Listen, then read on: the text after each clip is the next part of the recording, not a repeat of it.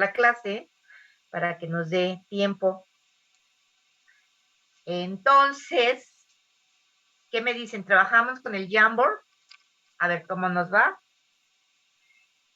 El objetivo, bueno, habíamos estado hablando de todas las actividades, ustedes hicieron sus presentaciones, de varias actividades que inciden en el medio, impactándolo negativamente.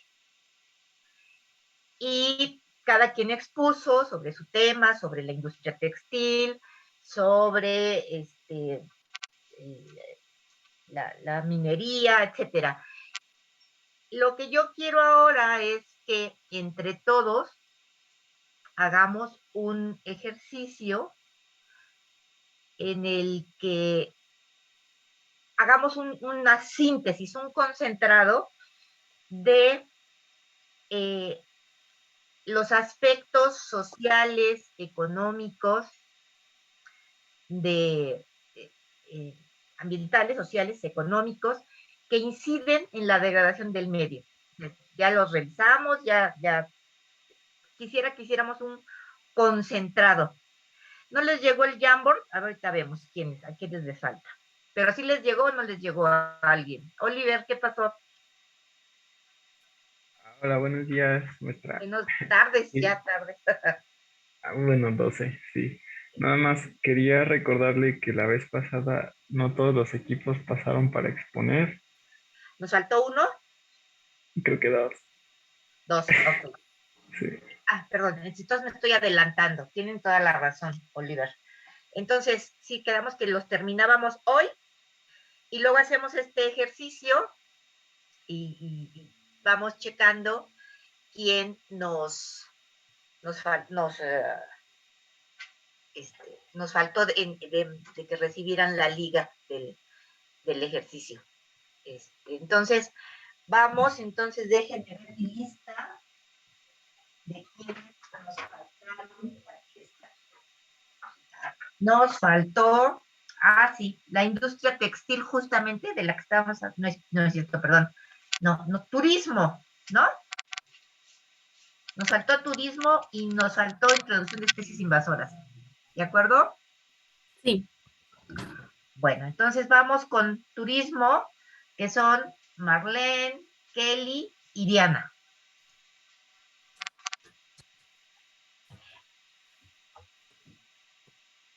Uy, yo dije que ya estaba más avanzado en el tema, pero se me olvidó.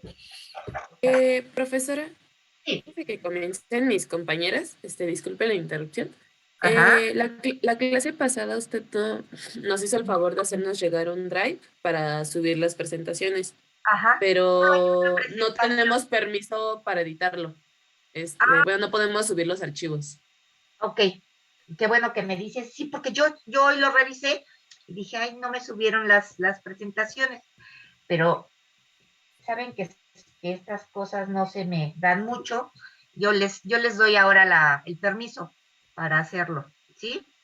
Sí, gracias. Sí, porque habían preguntado que si todos lo subían o solo quienes habían presentado, les dije, pues como quieran, y según yo hice todo bien, pero bueno, lo reviso. Y mientras los escuchamos a ustedes con turismo y luego el curso, la presentación de especies invasoras. ¿Vale? Pues adelante, chicas. Muy bien, buenos días, buenas tardes a todos, perdón. Pues como ya dijo la profesora, nosotros somos Marlene, yo y Dianita, y pues les vamos a presentar el tema del turismo como actividad que causa degradación al medio. Principalmente les presentamos el objetivo general, que también es que para poder entender por qué se tiene que conservar y rehabilitar el paisaje, se necesita comprender también cuáles son los principios, causas y degradación que afectan al medio físico y sus elementos. Por lo que se eligió esta actividad, el turismo, para poder ejemplificar no solo sus causas, sino también la problemática que presenta y cómo es que al ser arquitectos paisajistas podemos incidir en los efectos negativos sobre el medio y de qué maneras lo podemos hacer. A continuación, Marlene les va a explicar qué es el turismo. Sí, pues antes de que nada, pues tenemos que saber que el turismo es la actividad que involucra el desplazamiento temporal de personas de su lugar de origen, en este caso los turistas, y la recepción de los visitantes con una cierta comunidad, que son pues los anfitriones. También, según el exsecretario general de la Organización Mundial de Turismo de las Naciones Unidas, dice que comprende las actividades que hacen las personas, los turistas, durante sus viajes y estancias en lugares distintos a los de su entorno habitual, por un periodo consecutivo inferior a un año y mayor a un día, con fines de ocio, negocios o por otros motivos no relacionados con el ejercicio o actividad remunerada en lugares visitados. Bueno, el objetivo principal del turismo es que justo como esta es una actividad cuyo crecimiento es progresivo y tiene impactos cada vez más importantes en diferentes ámbitos, como son el cultural, el social y el económico, principalmente en un país, pues representa una de las principales fuentes de ingresos para muchos países en desarrollo. Y pues justo se encarga de crear empleo y oportunidades de, pues sí, justo de desarrollo y no solo genera el empleo, riqueza y divisas para el Estado y sus ciudadanos, sino que también a través del turismo muchos países han logrado valorar las riquezas naturales y culturales de cada uno de los territorios, ya sea como parques, reservas naturales y patrimonios culturales que son hoy parte de la oferta turística que han visto en el turismo una actividad sustentable y que permite mantenerse gracias a los ingresos que los turistas dejan con sus visitas. La siguiente, por favor.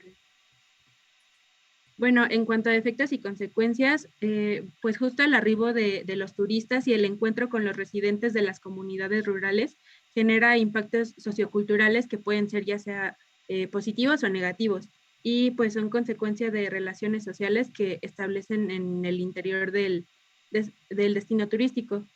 Entre ellas podemos encontrar estas de la tabla que pues los positivos van en torno a mejorar la calidad de vida de la comunidad local, el interés por la cultura, tradiciones, costumbres y patrimonio histórico, así como la revitalización de costumbres locales, rehabilitación y preserva de monumentos y lugares históricos, y los cambios sociales positivos en términos de tolerancia y bienestar, además del intercambio cultural justo entre los anfitriones y los turistas. Y por otro lado, en efectos negativos, pues es justo el resentimiento que se siente hacia el turismo por parte de la población cuando se establecen como edificaciones de lujo y demás, pues sí, como dominados justo por la pobreza.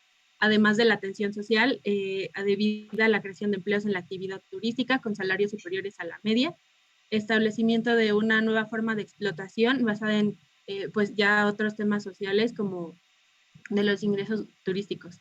Además, la pérdida de cultura local y la transculturalización y la difusión y permanencia de imágenes estereotipadas. La siguiente, por favor. Justo los impactos negativos del turismo, de acuerdo a la Semarnat, van en torno a la destrucción y a la fragmentación del hábitat y la pérdida de la biodiversidad asociadas justo a todos estos puntos, ¿no? Como el impacto ya formalmente ambiental que tiene en este tipo de actividad pues, en las zonas como donde se desarrolla esta actividad humana, que son como, pues sí, eliminación de la cubierta vegetal, destrucción o modificación de la línea de costa y ecosistemas adyacentes por la urbanización, generación de aguas residuales y residuos sólidos en general, y remoción de materiales, prácticas de deporte acuático y alteración de hábitats y dinámica poblacional de especies de flora y fauna. Bueno, yo les voy a hablar acerca de los casos en México. Afortunadamente, México cuenta con una amplia riqueza natural, histórica y cultural que crea pues un modelo de procesos de negocios turísticos que constituye una parte muy importante en el desarrollo de nuestro país por las fuentes de trabajo que producen estas mismas. Lamentablemente en el 2018 el 76.7% de todos los destinos turísticos solo se centraron en 5, que en primer lugar fue Cancún con la Ribera Maya, el segundo en la Ciudad de México, tercero Los Cabos, cuarto Puerto Vallarta en la Ribera y por último Mazatlán. Habiendo tantos destinos turísticos, solo 5, es un poco irónico. Lamentablemente existe, pues ahora sí que las causas con la contraparte que, como ya había mencionado Diana, son pues el turismo masivo, que en el 2019 México tuvo una tasa de informabilidad laboral del 56.3%, ya que las personas se les hace más fácil poner sus negocios de, pues como en el ejemplo se ve, de pues manualidades, digo, de Artesanía. artesanías, perdón. O se ponen a la disposición de los turistas al darles como recorridos y todo eso, pues no genera para ellos un seguro de vida, ni social, ni una seguridad social, ni Infonavit, ni Afore, ni ninguno de estas prestaciones que a veces pues genera pues el gobierno, ¿no? Esto nos habla de que el turismo en México en gran medida no es formal, digamos. Sí, no es formal. De Okay. hecho, pues en gran medida las personas van a lugares, bueno, o sea, los dólares que se obtienen de los turistas realmente llegan no a ser tan favorecedores para la misma comunidad de ahí, porque pues sí, hay mucha informabilidad. Es que no todos los no todos los destinos turísticos están hechos para el turismo extranjero. Hay muchos para el turismo nacional, que son generalmente estos que estamos viendo aquí en la foto inferior, ¿no? Sí, por ejemplo, sí, curiosamente, como ya habíamos visto, de los 5 lugares turísticos no se habla de Acapulco, pero pues cada año se ve un ingreso turístico masivo en población en Acapulco, pero precisamente somos todos los de la ciudad que se nos hace fácil ir a Acapulco y Nos queda crear cerca, es más Ajá. económico, bueno, tiene sus zonas, pero en general es más económico que Cancún, ¿no? Aún más económico que Huatulco. Uh-huh. Y sin embargo, Huatulco, a pesar de que tiene extranjeros, ¿sí?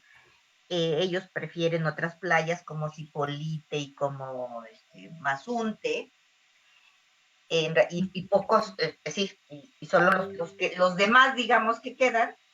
No sé si han visto o vieron en su ejercicio Punta Mita, que es para un turismo, gran turismo, digamos, ¿no?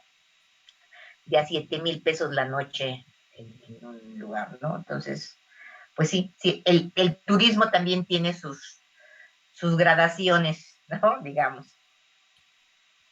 Sí, y bueno, de hecho, incluso en materia de la sostenibilidad, pues existen pues deficiencia en el abasto de agua potable, el saneamiento y tratamiento de aguas residuales, la gestión de residuos, la conectividad, porque pues sí, en algunas, por ejemplo, como había dicho usted en Oaxaca, las playas tienen una buena conectividad y entonces por eso producen mejor turismo a comparación como de que en Acapulco, que siempre ya actualmente pues hay mucho tráfico que produce esa mala conectividad entre las playas, ¿no? Y creo que hasta incluso actualmente, bueno, ahora a raíz de la pandemia ya no, ¿verdad?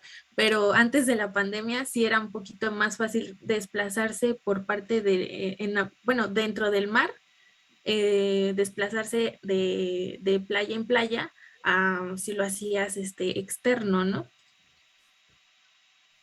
De hecho, pues No. por lo mismo de que hay una mala planeación de la movilidad urbana. Ok, ya entendí. No me quedaba claro a qué te referías. Es decir, para que tú te traslades de una playa a otra.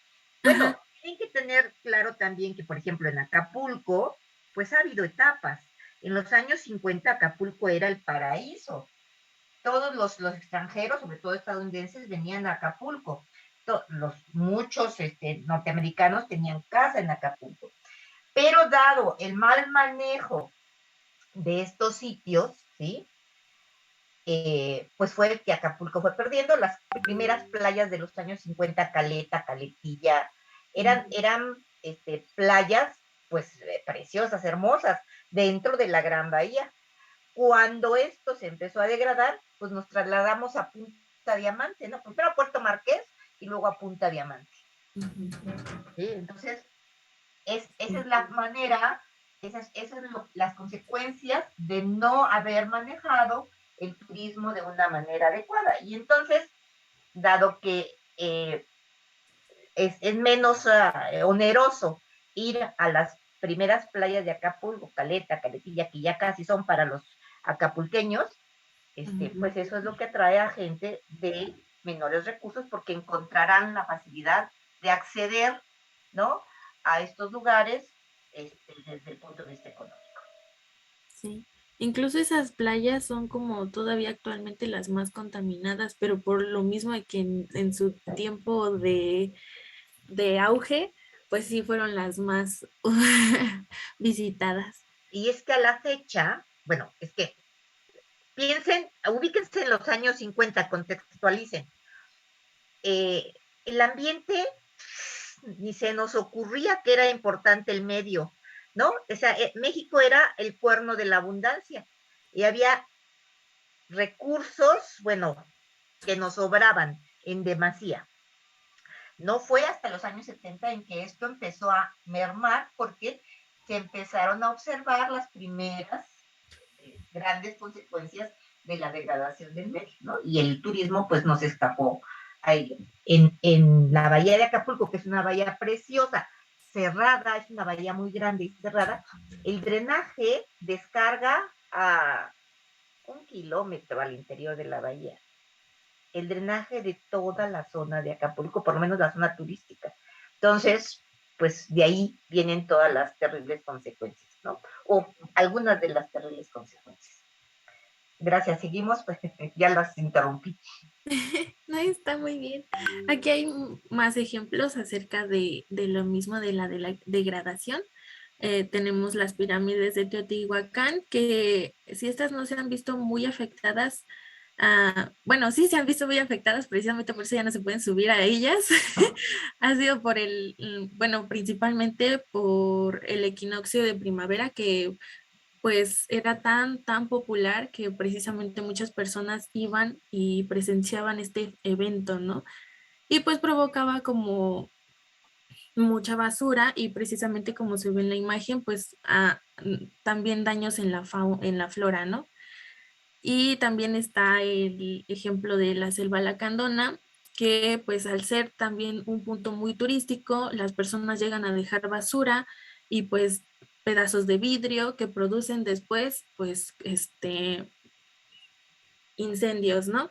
Y como ya había comentado usted, las playas de Cancún, que pues actualmente son las más visitadas por el extranjero, y pues hacen fiestas masivas que provocan también, como se ve en la imagen de abajo, miles de residuos de basura, de botellas y pues también Desechos humanos.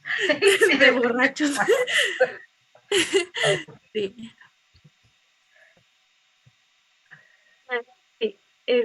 Ahora pasando a la normatividad en materia de turismo, pues tenemos que en México a la Sectur o Secretaría del Turismo, que a través del sistema de gestión y de la normalización turística y su portal dan a conocer las diferentes normas oficiales en materia de turismo que se ocupan para gestionar esta actividad a nivel social, a nivel nacional que diga. También está la Ley General del Turismo y su reglamento. Principalmente en ellas se instrumenta la gestión del ordenamiento turístico, el desarrollo turístico sustentable y de su fomento como actividad generadora de ingresos, ¿verdad? Después de eso tenemos la norma oficial mexicana 06, que enmarquece los requisitos mínimos de información, higiene y seguridad que deben de cumplir estos prestadores de servicios turísticos de campamentos. La 7, que da los elementos normativos de seguro de responsabilidad civil. La 8, que establece los elementos que deben sujetarse los guías generales. La 9, de los que deben de sujetarse los guías generales, pero en actividades específicas. La 10, de los requisitos que deben contener los contratos que se celebren entre usuarios y turistas.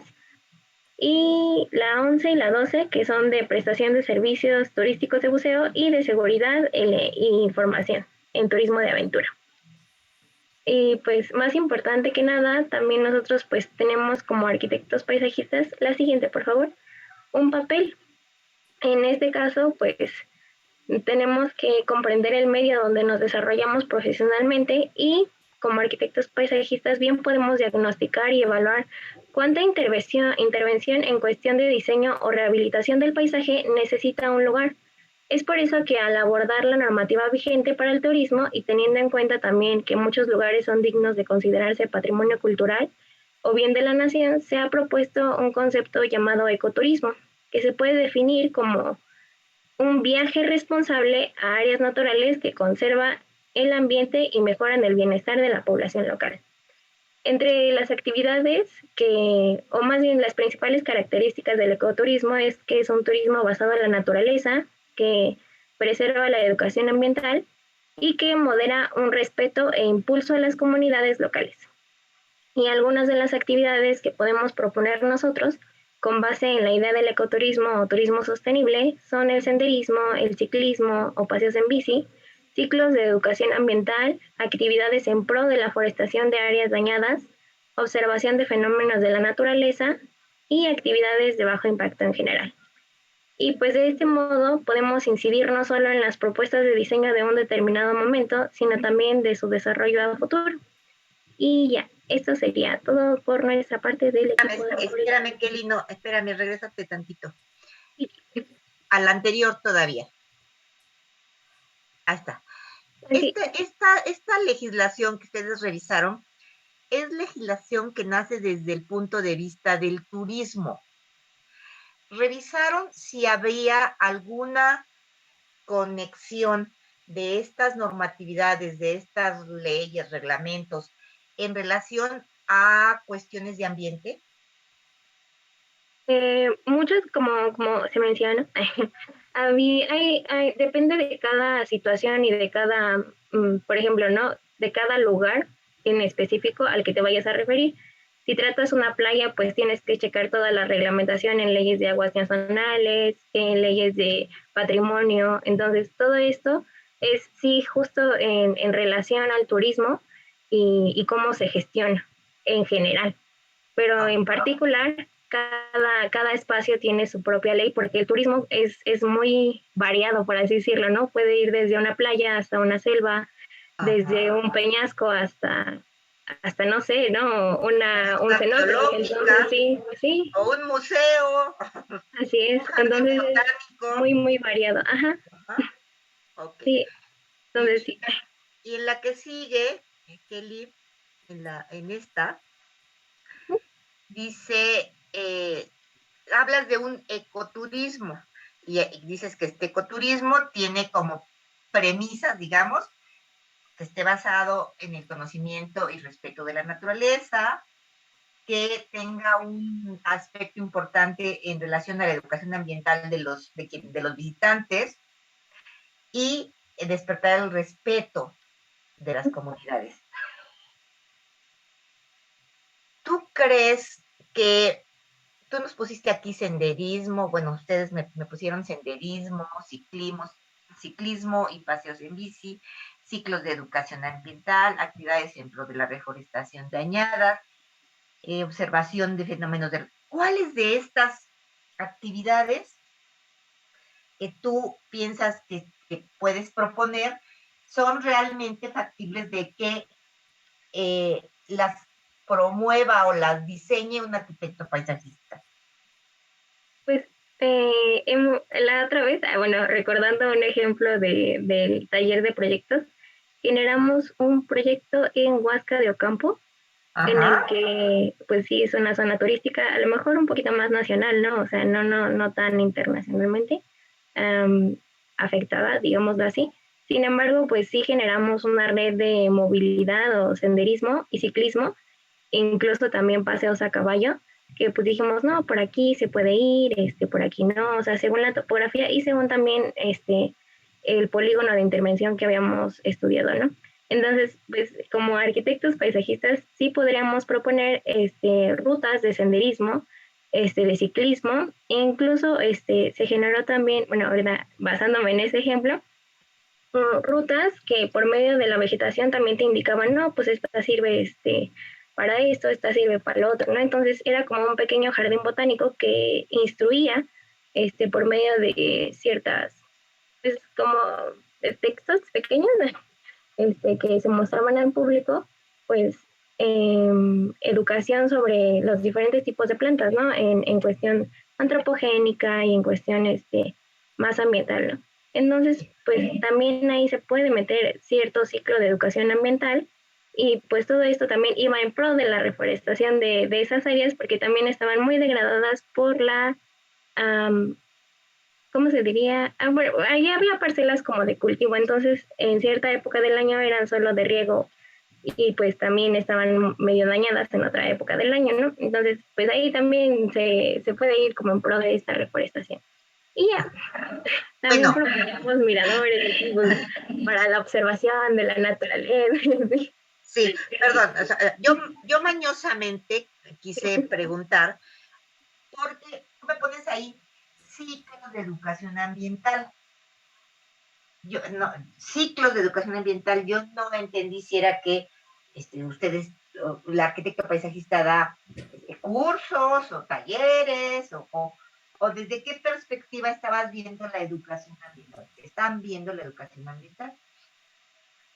Sí, justo ay, bueno, me voy a basar mucho en ese proyecto, ¿no? Pero sí se propuso nosotros como arquitectos paisajistas, un área de talleres, o sea, como diseñar no tanto el edificio, sino sí el punto donde estaba para poder hacer esta correlación entre el entorno y los usuarios, ¿no? Entonces, para poder ahí justo dar este plus de decir, no, pues aquí se van a dar los talleres porque pues aquí vamos a poner esto de que, ay, se va a dar no sé, que se integre más la cultura al cultivo, al multicultivo, o sea, a lo como sustentable de la agricultura, pero pues que se entienda, ¿no? Que no se puede seguir degradando de esta manera que está como ahorita.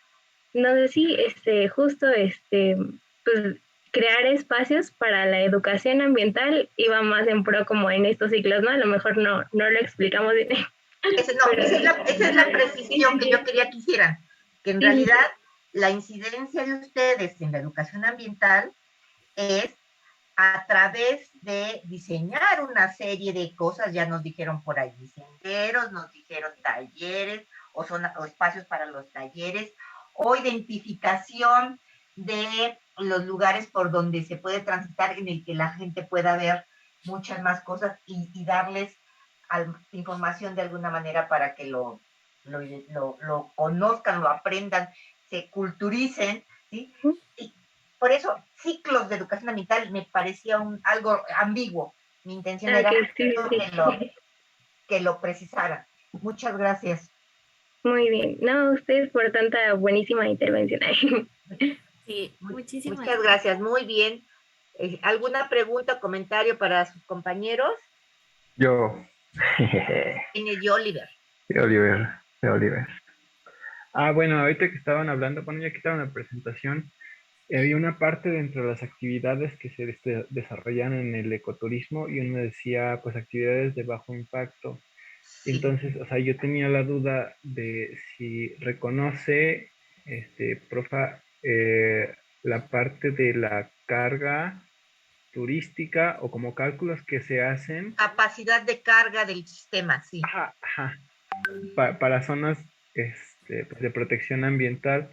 Y sí, o sea, dentro de los límites de un arquitecto paisajista se estaría, o sea, saber cómo calcular eso, hasta cuántas personas pueden llegar a transitar en recorridos en estas zonas de protección ambiental, o es más trabajo de, pues no sé, personas dedicadas al turismo. Y si, No, y ya lo sí, último, y pudiera ser posible que nos enseñara eso en el caso de que se pueda. miren, ahí te va, Oliver. Va. La capacidad de carga de un sistema, ¿sí? La miden los biólogos Ok. que trabajan comunidades vegetales, ¿no? O ecosistemas completos, no solo la comunidad vegetal. Sí hay una ecuación, ¿sí? Que no, o sea, es una ecuación general, pero que se aplica según el sistema en el cual estás trabajando, porque no es lo mismo la capacidad de carga de un arrecife que la capacidad de carga de una selva, ¿sí? O que la capacidad de carga de un bosque de coníferas o un matorral, ¿sí? O sea, y además no es lo mismo la capacidad de carga del matorral de San Luis Potosí que la de Querétaro. O sea, es algo muy, muy específico, ¿sí? Eso es importante. Desafortunadamente en el turismo no se hacen estudios de capacidad de carga. ¿Por qué? Porque el turismo se ve como una actividad económica, pero no se ve como una actividad que incide en el sitio en el cual se está desarrollando el turismo, ¿sí? Yo ahorita estoy trabajando un proyecto sobre la Sierra Gorda de Querétaro. La Sierra Gorda de Querétaro es una reserva de la biosfera, apenas en el 97 fue determinada reserva de la biosfera y se dice que es la más diversa del país, ¿sí? Y o sea, llegué a la Sierra Gorda por otra serie de circunstancias porque me interesaba el paisaje que se creó a partir de las misiones de Fray Junípero Serra. Así fue como llegué al lugar. Resulta que allí, voy a decir que se empezó a desarrollar un turismo cultural, tratando de que la gente conociera las misiones, y esto se dio más bien en el 2003 cuando estas misiones son nombradas Patrimonio de la Humanidad. Y entonces, pues, el Estado, ¿no?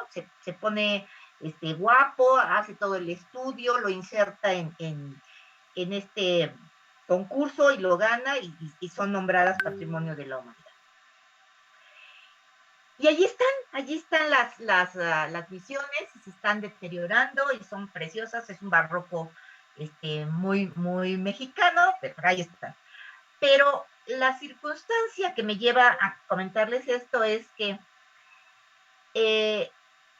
el lugar, la Sierra Gorda, es un lugar en el que tiene una diversidad de climas, empezando por una parte desértica y luego subiendo hasta Pinal de Amoles, en donde hay un bosque de coníferas, primero de encinos, luego de coníferas, luego bajas hasta bosque de niebla, hay valles intermontanos, hay una gran cantidad de agua porque la sierra es una esponja de, que absorbe agua y luego la suelta, la libera en pequeños manantiales que aparecen pues prácticamente por cualquier lado. Bueno, la Sierra Gorda, el origen es marino, ¿sí? Porque está sobre la Sierra Madre Oriental. Su origen es marino, por lo tanto es calcáreo, y nosotros sabemos que los procesos cársticos de los suelos calcáreos es que estos se van desgastando y entonces han formado una gran cantidad de cavernas, de surderos, de todo esto que forman las dolinas ¿sí? Y entonces, hoy en día están empeñados en desarrollar ellos le llaman turismo sustentable, turismo de aventura. Y entonces están promoviendo con, ya saben, tirolesas, viajes en el río en kayak, una serie de cosas, tratando de llevar gente al lugar sin medir. la capacidad de carga que van de la propia reserva y que yo creo que más pronto que tarde pues va a empezar a protestar. Por lo pronto, las misiones, que fue, digamos, el inicio de un turismo cultural, se han quedado perdidas allí y empieza a desarrollarse este turismo de exploración que lo que hace es llevar, sobre todo, por ejemplo, en Semana Santa, lleva una cantidad de gente impresionante y se meten a los bosques y degradan. Hay unas zonas de cuerpos de agua con ahuehuetes, con liquidámbares, que son susceptibles, son muy susceptibles, y sin embargo, en Semana Santa, ustedes ven, hagan de cuenta que es un hormiguero, ¿no? Sobre todo las zonas donde hay agua, ¿no? Que son estas cañadas y estos ríos subterráneos, las grandes cañadas que son atravesadas por tirolesas que miden más de 100 metros. Pues todo esto se hace desde el punto de vista del turismo como una actividad económica, pero pocas veces se visualiza la parte ambiental. Es más, la parte social también poco se visualiza. En este momento, pues afortunadamente, la población que llega a visitar este lugar es de carácter nacional, pero si esto empieza a tener éxito, pues yo les aseguro que al rato va a ser un proyecto internacional, y sin embargo no se ha hecho esta medición de la capacidad de carga. Yo estudié, hice algunos ejercicios para calcular capacidad de carga de algún ecosistema. No lo he vuelto a hacer, pero voy a investigar a ver si tenemos a alguien que nos pueda dar una plática sobre esto, que creo que va a ser importante para ustedes, para que no se queden, o sea, no se queden con proponer actividades, sino que miran esto, que a mí me parece muy, muy importante, cuánta gente es conveniente que visite un lugar. Por ejemplo, Chichén Itzá se lo están acabando. Digo, a Chichén Itzá le meten mucho dinero porque deja mucho dinero, ¿sí? Y entonces constantemente le están allí, les digo yo, shineando Chichén Itzá. Pero, acuérdense que en nuestro país la palabra observación y mantenimiento, pues casi creo que no existe. Y entonces, si nos descuidamos tantito, se acaban eso. Pero, igual que Chichén Itzá, que es altamente promovido y demandado, pues tenemos una cantidad de zonas arqueológicas. Yo en Yucatán he visitado unas preciosas que no han sido promovidas, y digo yo, afortunadamente, porque como sea, están allí, y al ser poco visitadas, pues se degradan menos. No es digamos que no es lo mejor, yo creo que podemos hacer uso de ellas, pero a través de pues hacer estos estudios, estas planeaciones que nos permitan hacerlo de una mejor manera. Sí, sí es verdad, hay falta dinero. Yo creo que en buena medida no es que falte dinero, es que toda la parte de mantenimiento pues se desaparece, ¿no? Porque sí hay una partida que dice conservación y mantenimiento. Digo, ya irán haciendo proyectos, y en cada proyecto se van a ir enterando de cosas, pero creo que es importante que ustedes lo tengan en mente, ¿sí? Y yo me comprometo a buscar a alguien, y nos hacemos un huequito para que lo escuchen y nos ayuden en esta parte, ¿sí? ¿Algo más?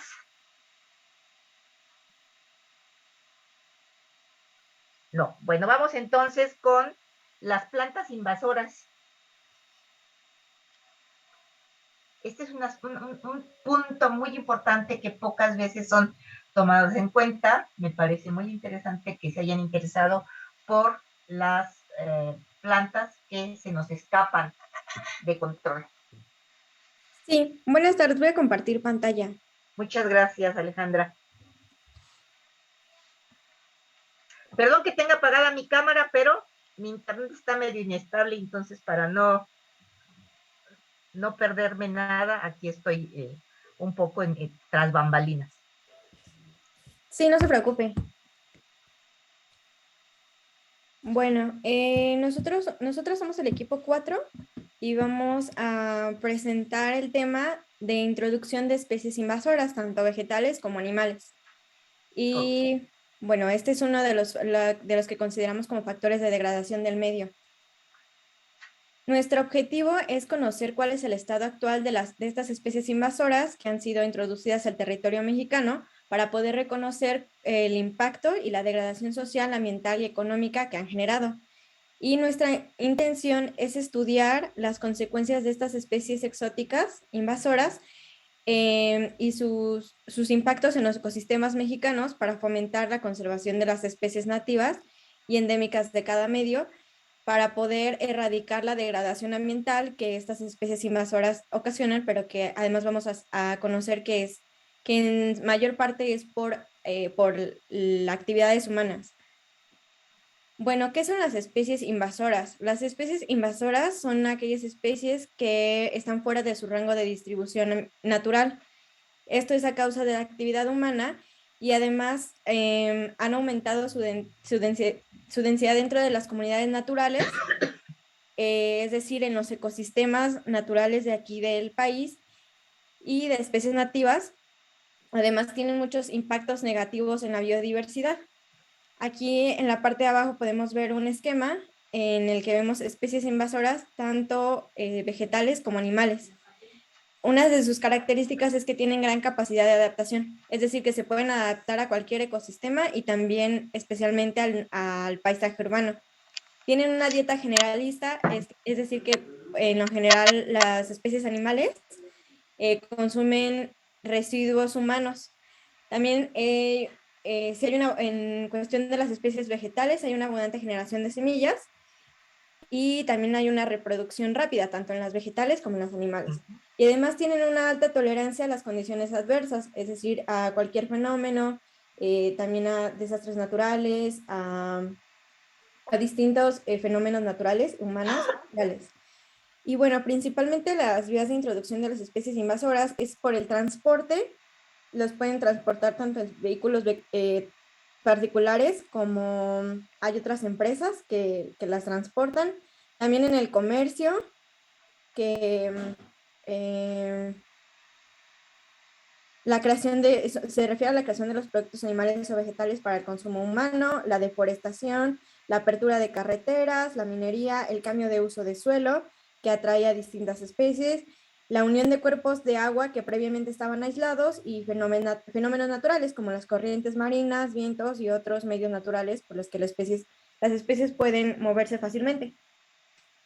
En datos mundiales, existen pérdidas anuales por especies invasoras de hasta $100,000 millones en Estados Unidos y además en mayor parte de Norteamérica, que es México, Canadá y Estados Unidos, América, Australia y el Caribe, que tienen una gran biodiversidad de especies animales como vegetales, tienen un declive y extinción de anfibios y casi han perdido el 100% de las especies. También transformaron la estructura y la composición de las especies de los ecosistemas y reprimiendo especies autóctonas.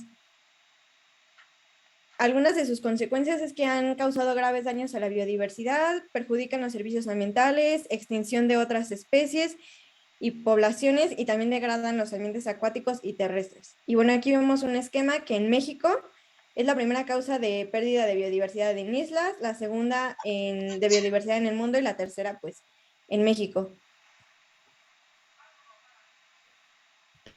Bueno, pues evidentemente esta introducción de especies tiene efectos, sobre todo negativos, y esto se deben a que principalmente hace falta un control sobre la reproducción de estas especies, ya que estas requieren elementos específicos bioclimáticos para desarrollarse, y al no encontrarlas, pues estas las buscan y compiten con las especies nativas, superando la reproducción de estas.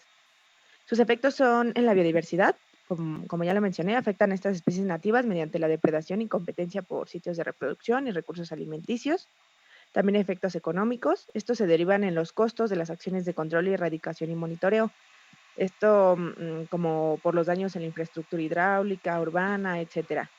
También tiene efectos ecosistémicos. Estos pueden alterar ecosistemas tanto terrestres como acuáticos, como ya lo mencionó mi compañera, y causan daños físicos y químicos en el suelo y agua.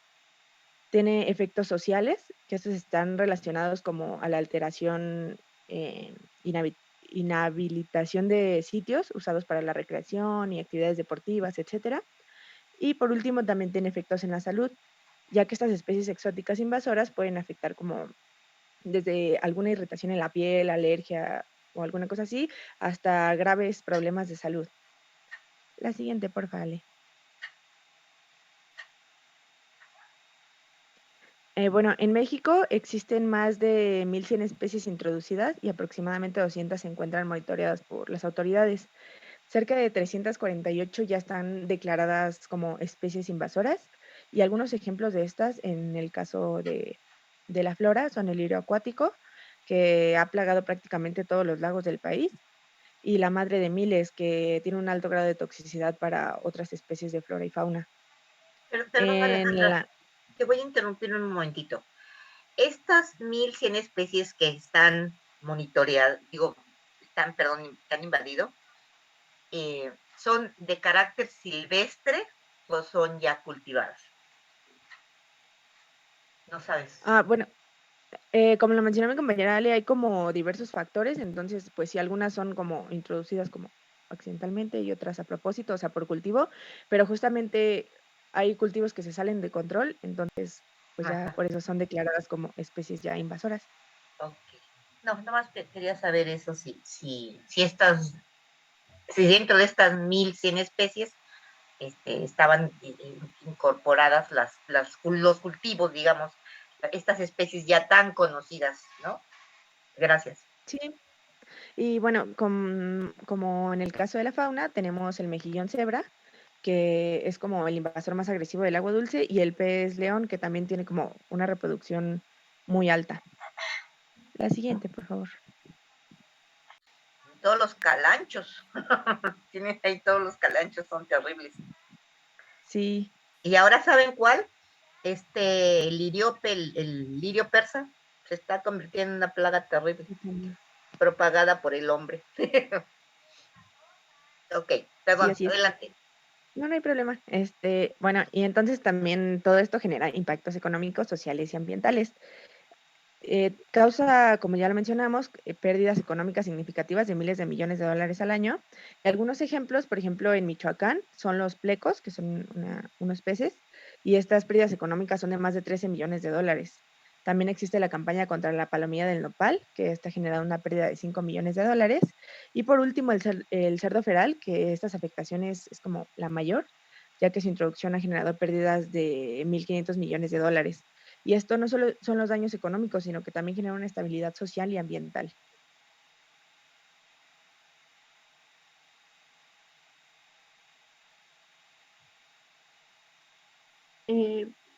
Vamos a introducir un poquito como la normatividad y las leyes que existen en México para proteger a las especies nativas. Pues la primera que nos rige es la Constitución Política de los Estados Unidos Mexicanos. Y también tenemos la Ley General de Equilibrio Ecológico y la Protección al Ambiente, la Ley General de Vida Silvestre, las leyes federales de sanidad animal y vegetal, la Ley General de Pesca y Acuacultura Sustentables y la Ley General de Desarrollo Forestal. Y la última que voy a mencionar es la Ley de Bioseguridad de Organismos Genéticamente Modificados. La siguiente, pues también me gustaría como introducir nuestro papel como arquitecto paisajista. Es la responsabilidad social y ambiental para el estudio, el análisis y el conocimiento de las especies vegetales y su entorno, para que tengamos la certeza de que las especies que estamos introduciendo no van a convertirse en especies invasoras en nuestras propuestas de diseño y van a desplazar a los organismos nativos o endémicos. Además de que siempre es necesario generar propuestas conscientes que promuevan el uso de especies nativas, como lo hemos tratado alrededor de toda nuestra formación, como paisajistas, creo. La siguiente, por favor. Y pues como conclusión, podemos mencionar que siempre introducir nuevas especies nos va a ayudar a enriquecer un espacio y el ecosistema del mismo, para además buscar crear microclimas y percepciones que al final pues hagan más atractivo nuestro proyecto. Sin embargo, siempre debemos de ser cuidadosos con la elección de las especies vegetales y cuidar que no se cree como esta competencia que suelen tener con las especies nativas. Y cuando nosotros trabajamos la visión de la escala regional, debemos de contemplar las especies vegetales y animales, los ecosistemas en los que viven ellos y cómo es la propagación de las especies que estamos introduciendo, porque las especies invasoras son muy rápidas y casi siempre los resultados son como que ya hasta que están uno se da cuenta. Y eso sería todo de nuestra parte. Muchas gracias. Yo tengo una preguntita por allí. El problema que tienen los arquitectos paisajistas, y tenemos todos al final de cuentas, porque el medio es de todos, es que para el diseño de jardines, prácticamente en México país, no hay propagación de especies nativas de carácter ornamental. No, prácticamente no las encontramos en los viveros. Sin embargo, ¿no? En la escuela estamos machacando todos los días que debemos de preferir especies nativas sobre las exóticas. ¿Qué tendríamos que hacer o qué tendrían que hacer los arquitectos paisajistas para promover la propagación de las especies nativas? ¿Qué se les ocurre que podrían hacer? Cómo hacerlas más accesibles, ¿no? Justo como mencionaba, no hay como esta cultura del consumo, ¿no? Es como la demanda y la oferta. Entonces, si tenemos nosotros la certeza de que esas especies son nativas y además ornamentales y las empezamos a incluir, pues la demanda podría aumentar, ¿no? Así me lo imagino. Es decir, si yo incremento la demanda, ¿crees que automáticamente la oferta se desarrollará? ¿Cómo, perdón? Sí, si tú en tus diseños promueves, utilizas solo especies nativas. Acuérdate que el diseño lo haces en papel. Y luego dices, pues bueno, se tiene que construir la obra. Si tú en tus proyectos propones las especies nativas, se incrementa la demanda de estas. ¿Crees que esto sea un detonador para que se empiecen a producir? Pues no lo podría decir con certeza, pero yo creo que sí sería un inicio. Y también como que depende del impacto que tengan los proyectos. Pero creo que sí sería un inicio. O sea, puede ser, es un punto a favor, ¿no? Si hay una cierta demanda. Pero, ¿por qué no se hace? Porque yo creo que ya tenemos unos añitos en que estamos promoviendo que se haga esto. Y algunos poquitos viveros han intentado hacerlo, pero no se ha logrado en realidad. ¿Qué faltará para que esto suceda? ¿Cómo legislar? Pues eso sería otro paso, legislar.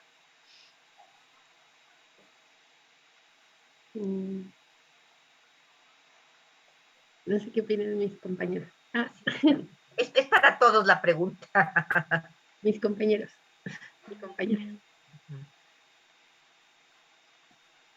¿Alguien que tenga alguna idea de qué se puede hacer?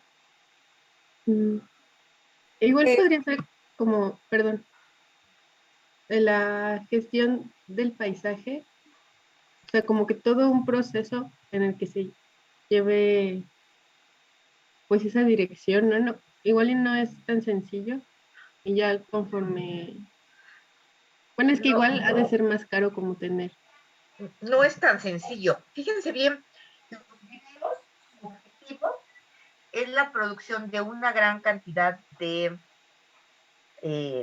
planta al menor costo posible, porque el objetivo del vivero es económico.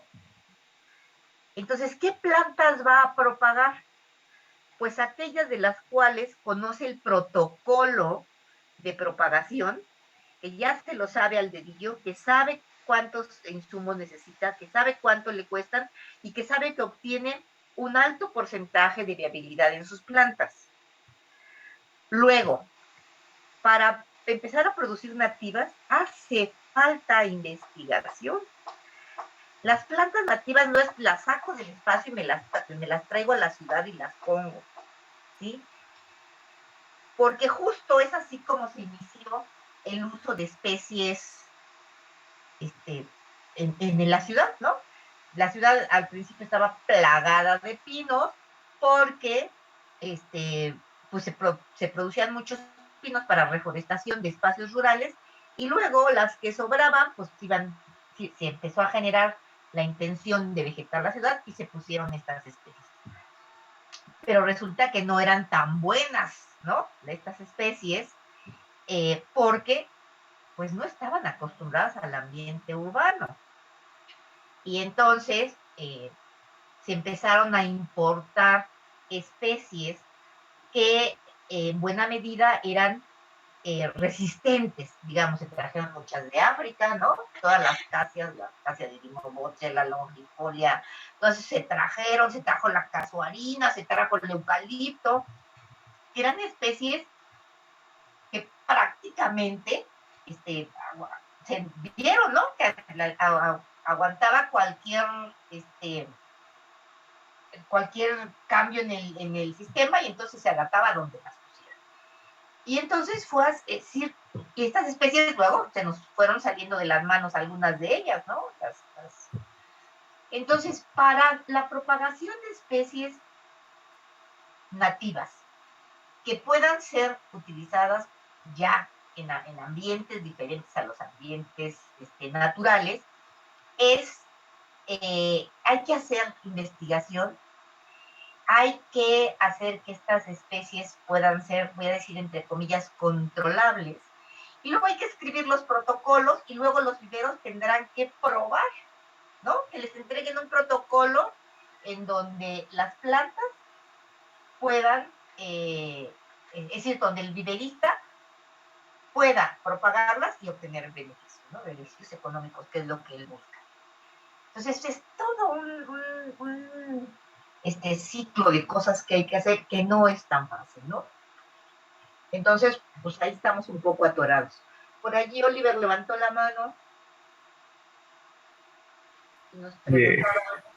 Sí, bueno, yo creo que la propagación de especies, bueno, conozco pues, cierta compañera que ella está diciendo, no, pues yo para el futuro quiero empezar con estas plantas nativas. Entonces, por ahí es como una parte, ¿no? O sea, tener la intención de que hace falta algo y de, o sea, querer hacer como y por otro lado está que, o sea, sí, lo de la investigación y sobre todo que pase el tiempo, porque, o sea, ya los reglamentos y normatividad estatal y, por ejemplo, programas de NP ya te están diciendo que utilices, pues, plantas nativas y plantas que sean de bajo mantenimiento, y pues las nativas se adaptan bastante a eso.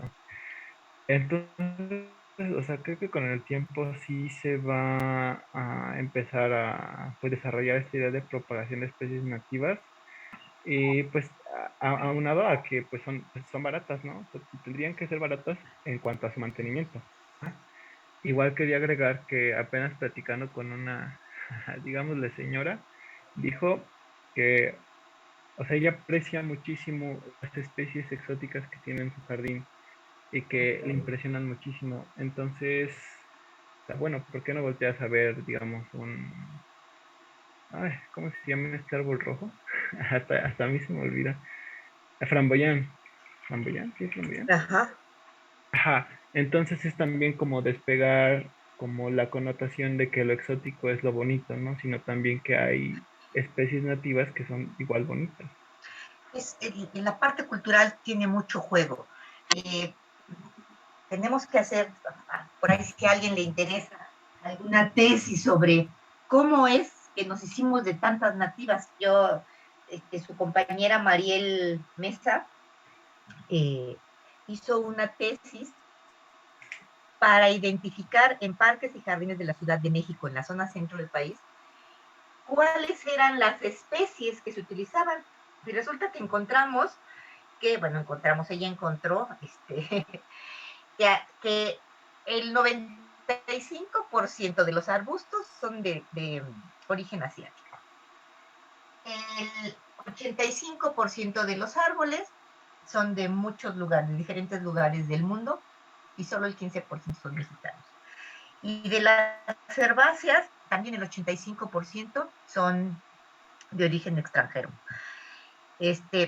Y estudió la zona centro del país, ¿no? Es decir, si ustedes van a Tijuana o si van a Yucatán, van a encontrar las mismas plantas porque la distribución de esas especies ha sido muy buena. Los viveristas producen muchísimo, prácticamente Acapulco, Puebla, Morelos, son los, y Xochimilco es un distribuidor más que productor. Antes era más productor. Bueno, esos 4 son los que producen las plantas ornamentales que se producen en el país.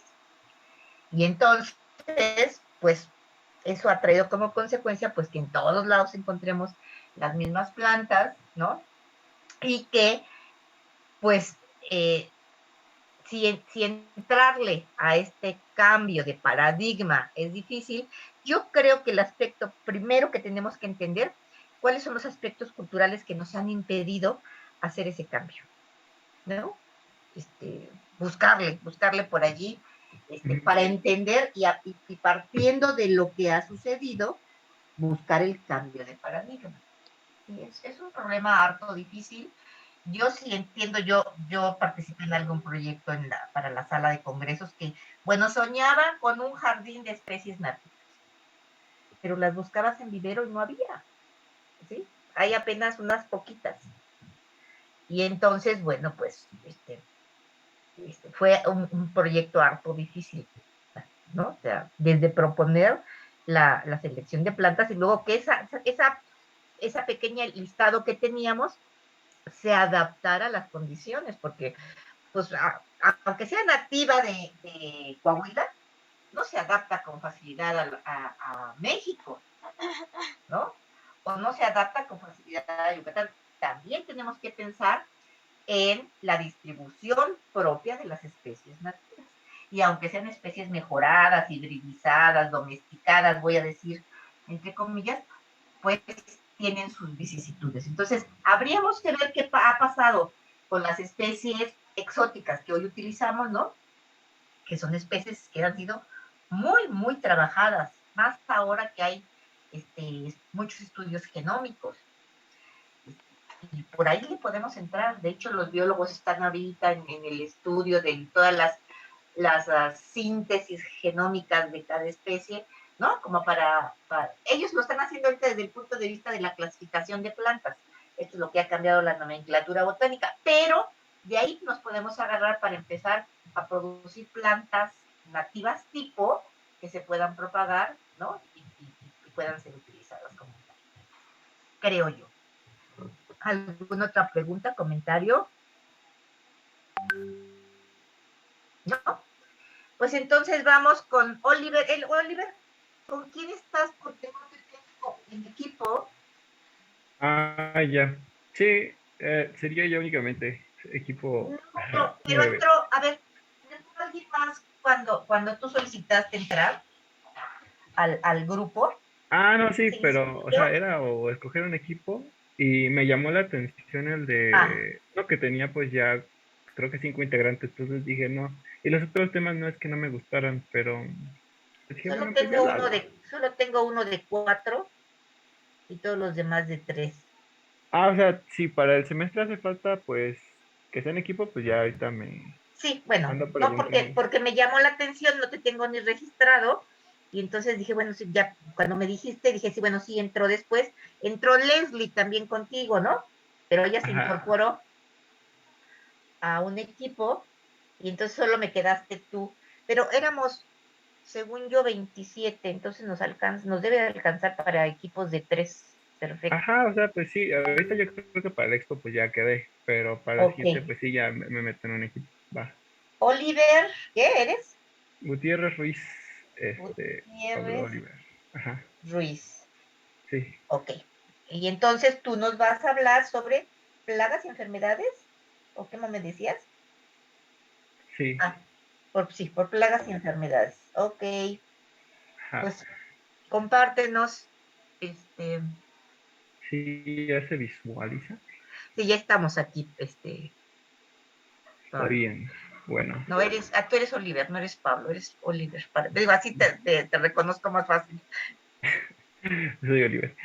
Ok, bueno, les voy a hablar sobre la degradación del medio y cómo las enfermedades y las plagas pues afectan a este medio.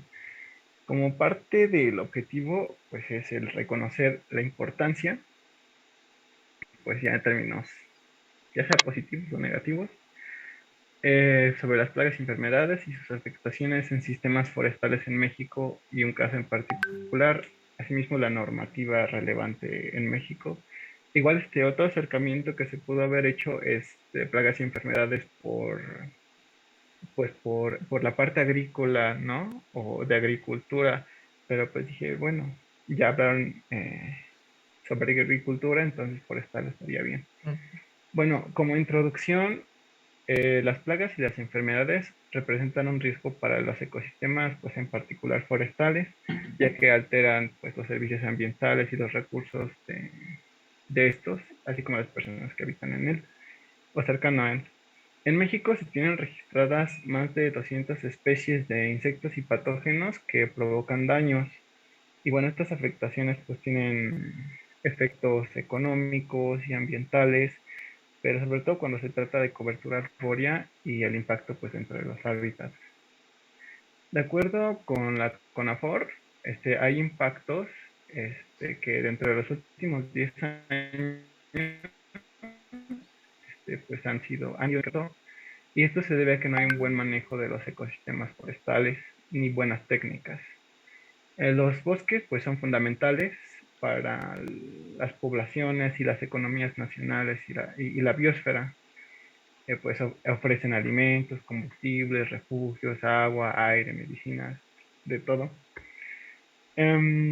Sí, reducen pues el efecto invernadero también.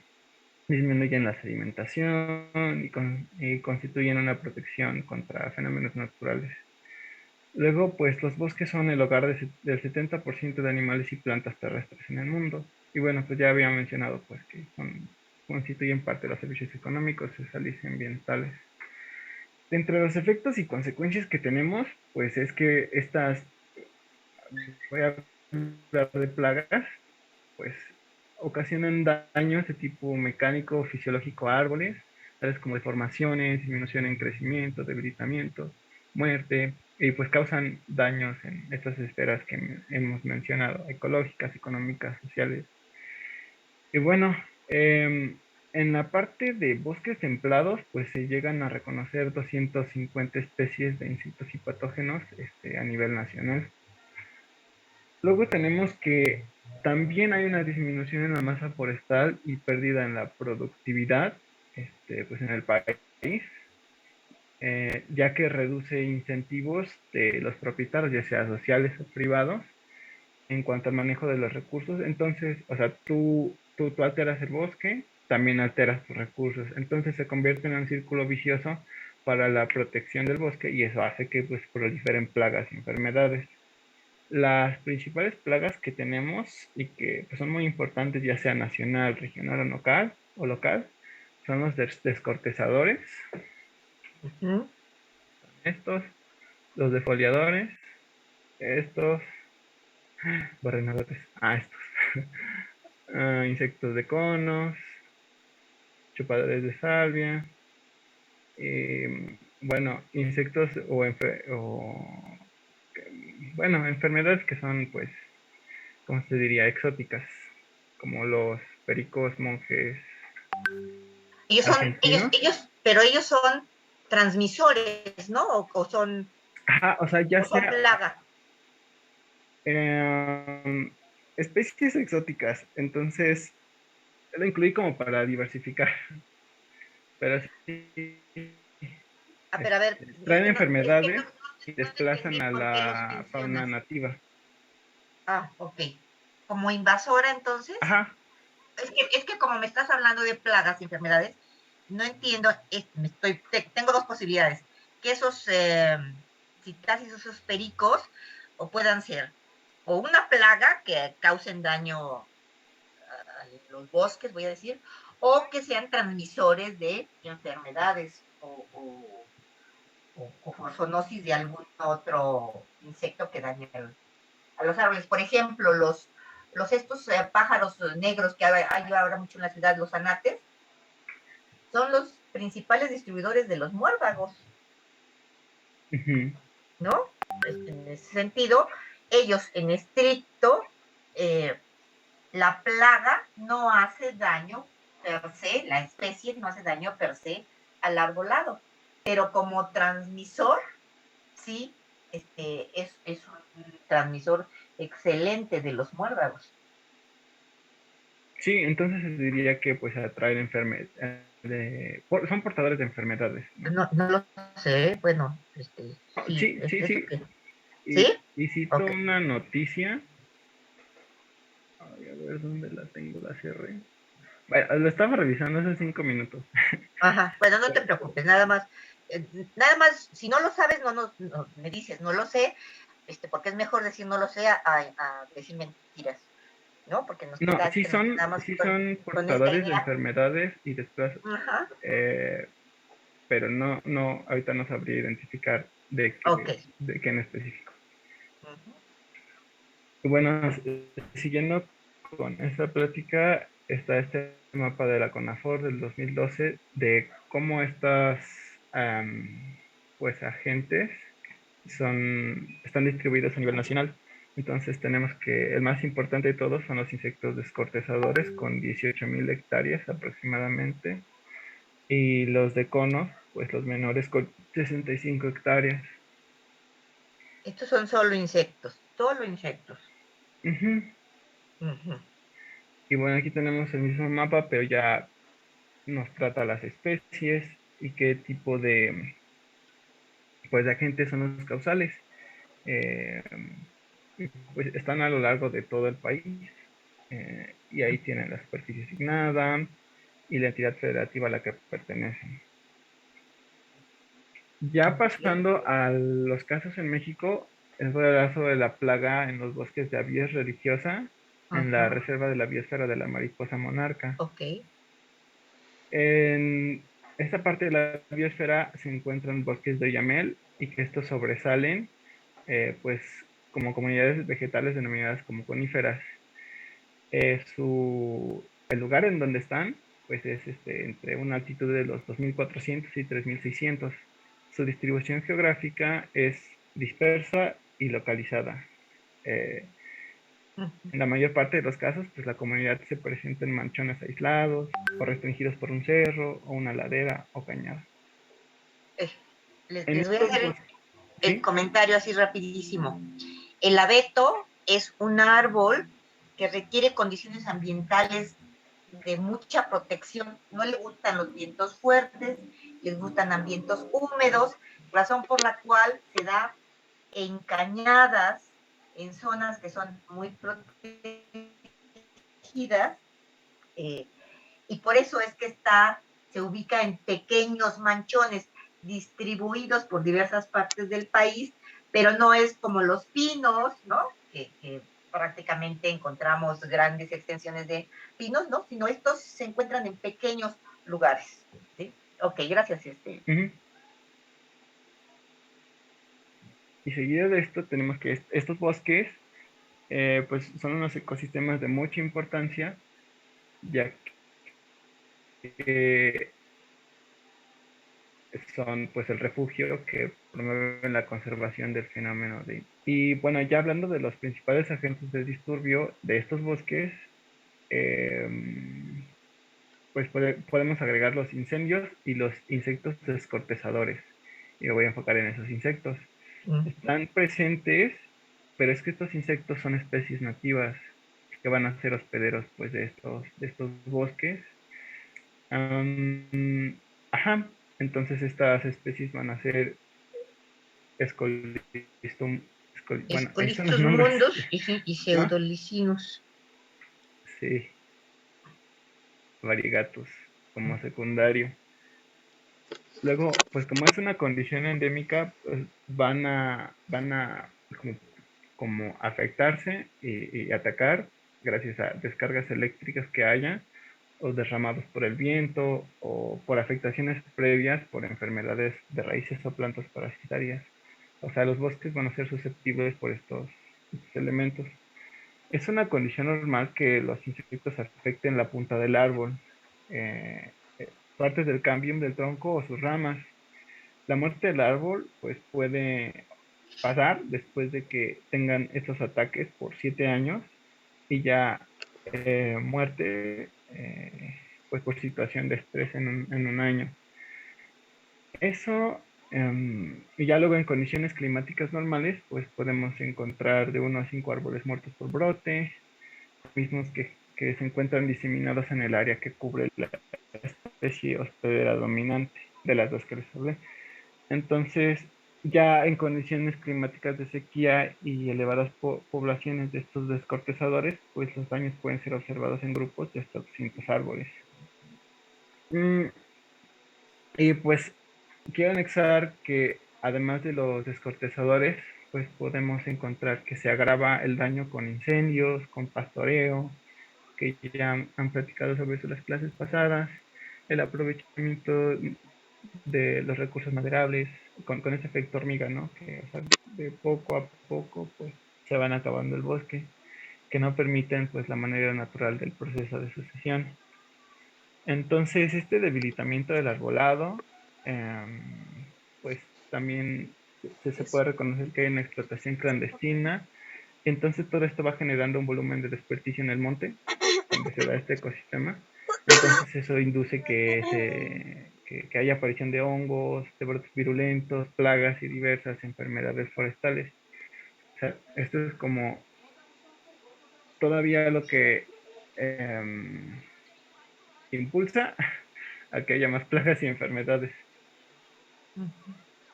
Ya pasando en la normatividad, pues voy a presentar 3, no significa que solo 3 leyes o normatividad se atañe a esta parte de ecosistemas forestales, pero pues sí se me hace prudente mostrarlos. Y una es la Ley General de Desarrollo Forestal Sustentable, en donde pues o sea, siguiéndola, se dan como la publicación de avisos y evaluaciones de riesgo mensuales para insectos, descortezadores y defoliadores. Eso aplicándolo a la Reserva de la Biosfera de la Mariposa Monarca. Luego tenemos la Ley Federal de Sanidad Vegetal, ya pues buscando en su capítulo 3, en su artículo 7 y en esta parte número 19, pues se controlan los aspectos sanitarios de la producción, industrialización, comercialización y movilización de vegetales, o sea, como la parte de producción que les decía que puede ser como una aproximación a las plagas y enfermedades. Pero entonces también esto se encarga de la maquinaria y equipos agrícolas o forestales, cuando este sea de un gran riesgo fitosanitario. Digamos que los ecosistemas forestales son como lo último que podría tratar la sanidad vegetal, pero cuando haya un riesgo muy, muy importante. Y luego está el programa de manejo de la red de la biosfera de la mariposa monarca, que pues sí, en el manejo que tiene de esta, está en el punto 5.2 el componente de manejo de recursos naturales para el desarrollo sustentable. Este va a tener cómo se va a manejar, cuál va a ser el programa de sanidad forestal, y este va a tener un objetivo, unas estrategias y unas acciones. Ok. Y bueno, ya casi termino. Está ahora de esta parte el glosario, en donde podemos encontrar términos como el bosque, saneamiento forestal, sanidad forestal, que vienen bastante de la mano con lo que les he venido explicando, y estos son parte de lo que definió la Cámara de Diputados en las leyes que les mencioné hace un momento. Vienen dentro de sus conceptos. También uno de ellos sería agente disruptivo, plaga cuarentenaria, que se me hace muy importante para mencionar porque, o sea, esta en particular habla de que las plagas cuarentenarias son las que son de una importancia económica potencial para el área en peligro, aun cuando la plaga exista o no, o si existe no está extendida y se encuentra bajo control oficial. O sea, como las plagas más importantes son las que son las cuarentenarias. No. ¿No? No, o sea, una plaga cuarentenaria, la cuarentena es una etapa de protección para estar seguros de que la plaga ha sido controlada.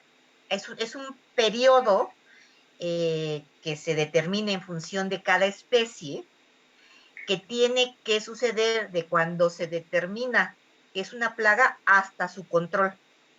Entonces dice que ese sitio está en cuarentena esperando que la carga de esa plaga haya disminuido hasta un manejo controlado. ¿Sí? Okay. Es decir, la cuarentena es una medida de protección. Hay veces, por ejemplo, que se habla,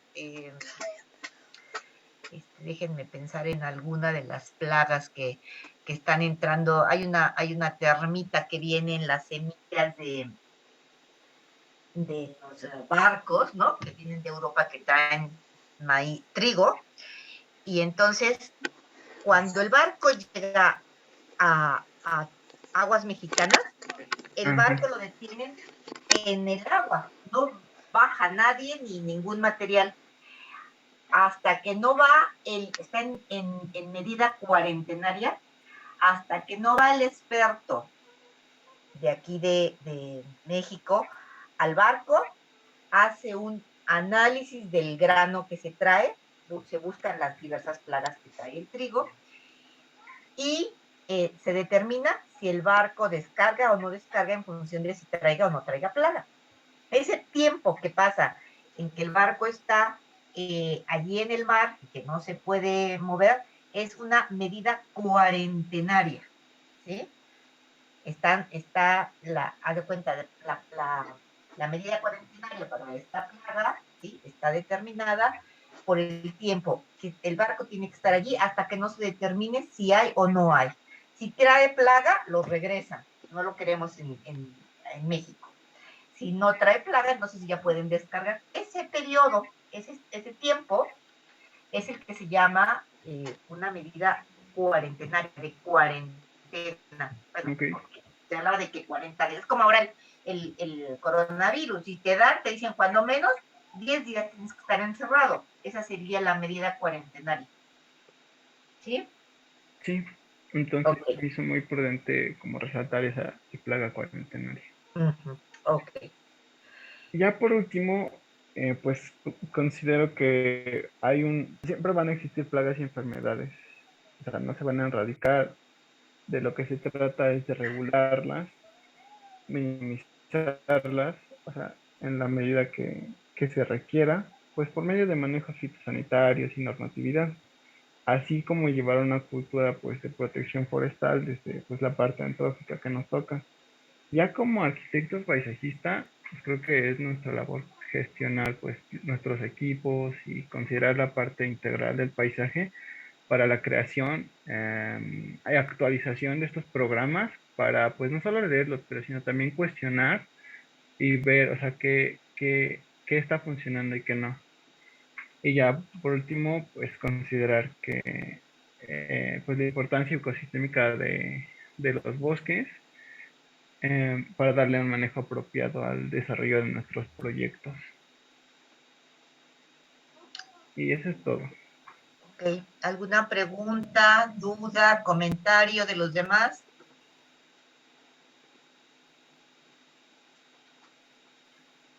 ¿No? Bueno, Oliver, siento que te faltó un poquito apretar, definir. Fernanda nos está levantando la mano. Sí, perdón. Me lo estaba preguntando ahorita, si creerían que en realidad las plagas de alguna forma son necesarias en algún punto o sea, como para conseguir ese balance en las cosas o no. O realmente sí serían un problema, sí, 100%. Yo te voy a pedir lo primero, Oliver, para que nos entendamos, ¿qué es una plaga? Es una forma de vida vegetal o animal, un agente dañino para los vegetales, desde la ley de sanidad. Entonces, ¿cualquier planta, cualquier animal es una plaga? En ese concepto y que genere daño, sí. Si yo me encuentro en un bosque, por ahí ando caminando y me encuentro un Scolinus, uno de estos Scolipidus, ¿es una plaga?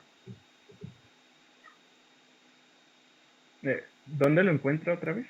Sí, en el bosque yo voy caminando y me acerco por ahí a un árbol y me encuentro un bichito. ¿Es una plaga?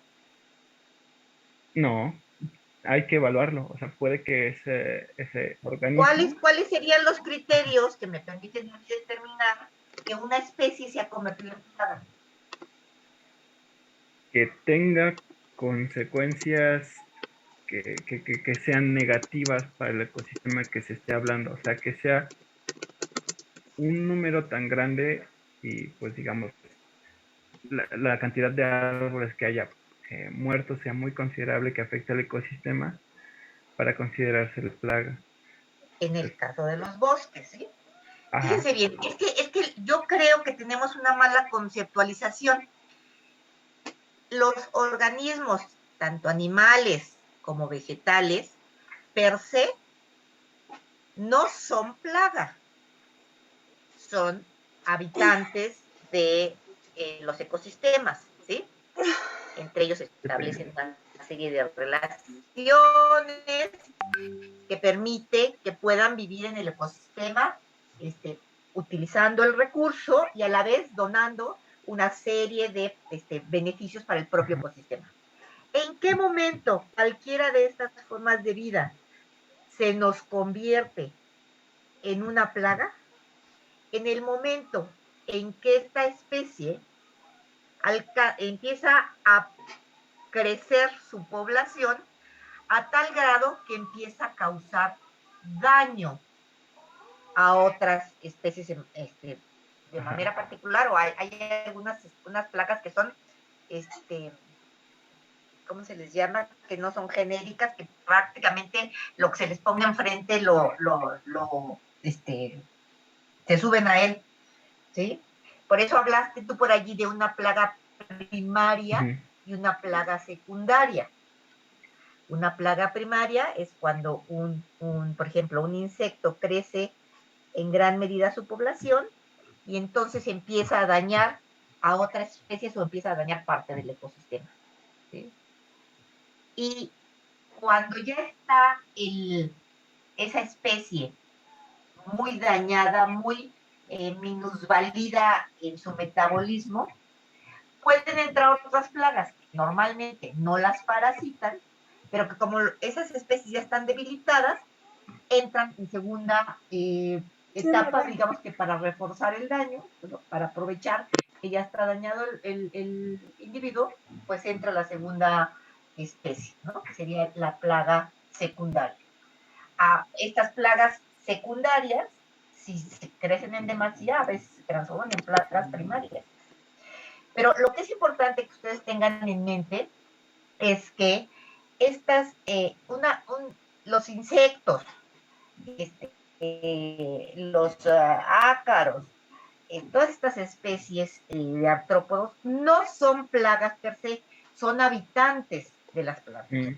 Y solo se transforman en plaga cuando esta población crece en demasía y entonces, dado que van a vivir en esas especies en las que normalmente habitan, van a empezar a causarles daño. Yo te preguntaría, Oliver, bueno, perdón, quedó contestada la pregunta o no, Sí, ¿sí? sí quedo. O sea, entonces las plagas no son necesarias, ¿no? Son necesarios los habitantes de las comunidades ecosistémicas. ¿Por qué? Porque estas comunidades han establecido un orden, una serie de relaciones, una serie de procesos en los que intervienen que hacen que el ecosistema esté en equilibrio. ¿Cuándo se forma una plaga? ¿Podrías decirnos cuándo se forma una plaga, Oliver? ¿Cuáles son esos factores que pueden incidir en alguna población y transformarlo en plaga? Pues es en la desestabilización del ecosistema, o sea, ya sea o en la presentación anterior. ¿Qué es lo que puede desestabilizar un ecosistema? ¿Qué es lo que lo puede desestabilizar? Pues especies invasoras, actividad antrópica, cambio de uso de suelo, claro, todo eso, incendios. Cambio climático, pues las Sí. hay, factores pueden ser de carácter natural, digamos, y de carácter antrópico. Las de carácter natural será, por ejemplo, esto que decían por ahí, cambio de clima, ¿no? Tenemos una época de estiaje muy larga y entonces la vegetación se ve disminuida porque está expuesta a una fuerte sequía y al haber más calor, una especie de insecto, en lugar de tener 2 ciclos de reproducción, pues tiene 3. Y entonces crece la población muchísimo, los árboles están debilitados y entonces entra. Aquí un ejemplo muy claro que tenemos aquí, muy cerca de la Ciudad de México, es Desierto de los Leones. Desierto de los Leones, que es un bosque de oyamel, es un bosque que ha sido debilitado enormemente por la contaminación. La contaminación en México, en la Ciudad de México, los vientos vienen del norte, pasan por toda la ciudad y luego dan vuelta hacia el poniente y chocan justamente con el Desierto de los Leones y los Dinamos, ahí chocan. Entonces, toda esa gases contaminantes han hecho que el bosque desde hace muchos años se haya visto debilitado, sobre todo porque estamos hablando de que el abeto es un árbol que requiere condiciones muy particulares de humedad, de el ambiente limpio, húmedo, etcétera. Entonces, ha sido debilitado y fue debilitado y entonces apareció una plaga de hay un descortezador y hay un barrenador, es Dendroctonus y Floecinus, ¿sí? Uno descorteza y otro barrena. Y entonces, la primera gran acción fue el debilitamiento del bosque por las condiciones ambientales, ¿no? El viento es un ambiente natural, pero luego interviene la parte antrópica, que es que pasa por toda la zona industrial, se trae toda la mugre de la industria del Estado de México y choca con ese bosque. Eso debilita al bosque y da oportunidad a que una especie que era antes habitante normal del bosque se transforme en una plaga. ¿Sí? Entonces, hay factores tanto naturales como factores antrópicos que intervienen en la formación de plagas. Y lo mismo sucede con las enfermedades, ¿no? Que ya les platicaba yo el caso del muérdago, que los árboles de la Ciudad de México andan como el 85, voy a verme tranquilita, 85% de los árboles de la Ciudad de México tiene muérdago. Y el problema del muérdago es que pues son plantas parásitas, ¿no? Que están siendo transportadas, les decía, por estas aves. El factor que desata el crecimiento de los muérdagos en la Ciudad de México, por un lado es el crecimiento de la población de zanates. ¿Y saben por qué ha crecido el número de zanates? Porque las condiciones ambientales de temperatura en la ciudad son ahora más altas. Entonces, estos zanates vivían en zonas de tierra caliente. Ahora, vuelan hacia la Ciudad de México y lo soportan perfectamente porque la ciudad ya es más caliente. Y luego, estos animales lo que hacen es pernoctar en los árboles. Y el muérdago tiene una semilla mucilaginosa que se pega en sus patas. Y cuando estos van a otro árbol, dejan allá la semilla. Y luego, además, los árboles de la ciudad son árboles, voy a decir, disminuidos en su metabolismo, sus condiciones fisiológicas, porque están expuestos a un estrés ambiental muy fuerte. Sequía, suelos compactados, poca humedad, vandalismo, etc. Entonces se conjugan una serie de factores que hacen que el muérdago se pueda distribuir muy fácilmente y que prácticamente nuestros árboles de la ciudad estén parasitados por estas plantas, ¿no? que los dañan. Imagínense, les llaman matapalo. ¿Sí? Bueno, pues muchas gracias, Oliver. ¿Alguien más tiene preguntas para Oliver? Ay, ya se nos fue el tiempo. ¿No? A ver, yo les envié, según yo, acuérdense que no soy muy docta en esto, les envié una dirección para un Jamboard.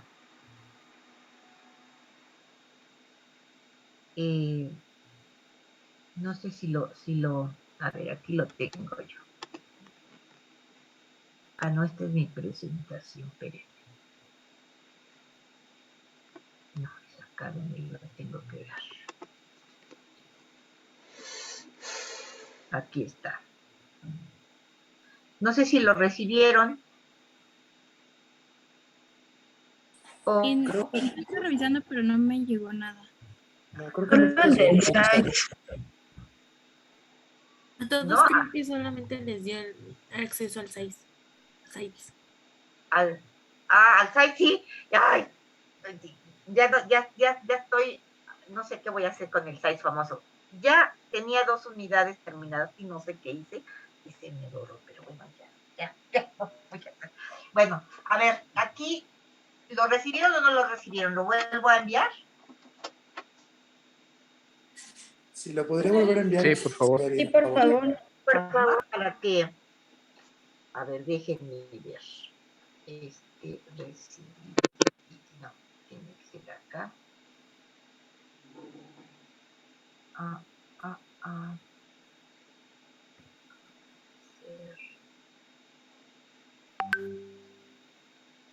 ver.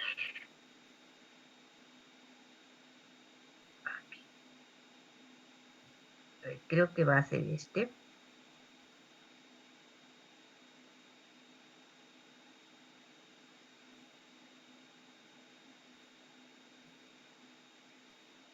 Copiar.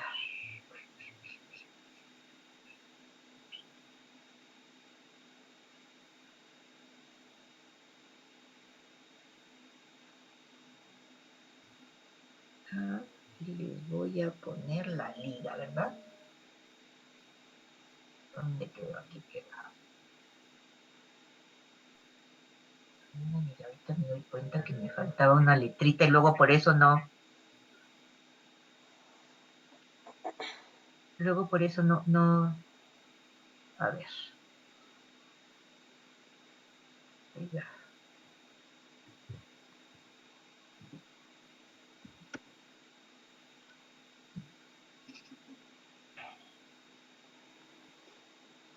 Necesitan acceso. ¿Cómo les doy acceso? Activar la opción de compartir enlace.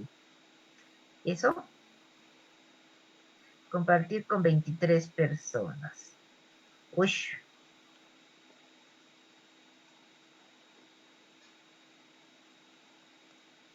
A ver. ¿Puede revisar ahí donde está el enlace? En la parte de hasta abajo dice compartir. y dice restringido a Universidad Nacional Autónoma de México, pero a veces luego está como lector, no como editores. Ya les puse como editores. Ah, ok. A ver si ya les aparece. Bueno, aunque nos quedan poquitos minutos, ¿sí? Quisiera que, a ver si podemos hacer de manera rápida. ¿Dónde quedó? Aquí está. Miriam ya está aquí adentro. A ver, de manera rápida. Vamos a hacer 3 columnas.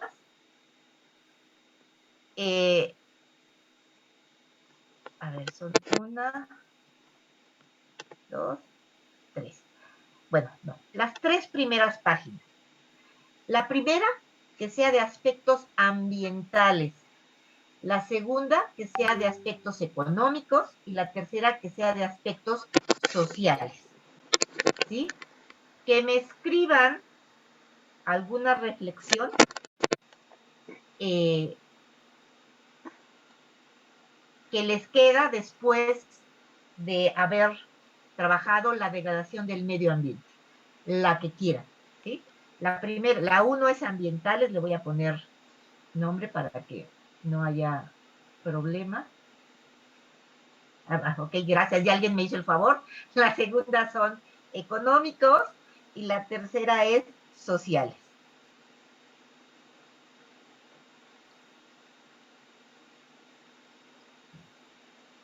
A ver, chicos. Yo decía, la página 1, ambientales, la 1 ambiental, la 2 económicos y la 3 sociales. La 1 es la que tenemos mal,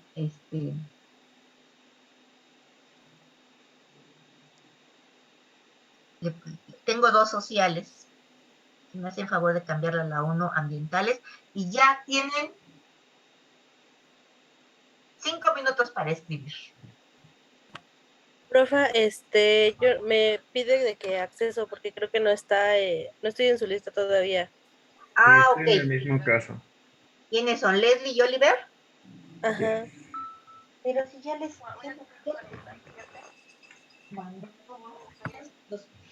Según yo, me dieron su correo y según yo ya los incorporé. A ver, déjenme ver. Oliver. Entonces te voy a mandar Oliver. Ajá, aquí está.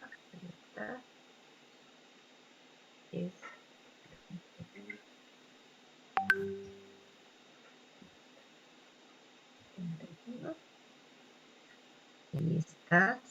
Y 31.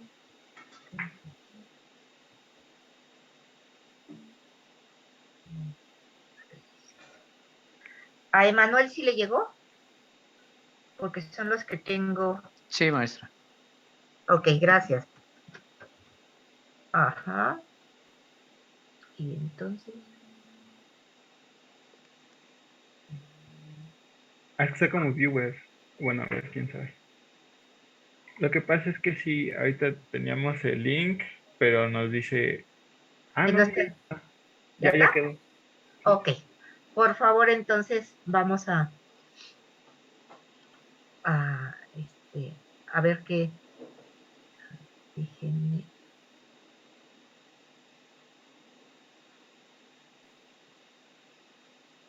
No, acá sí que tengo. Ahí ya, pues ya tienen 5 minutos para escribir.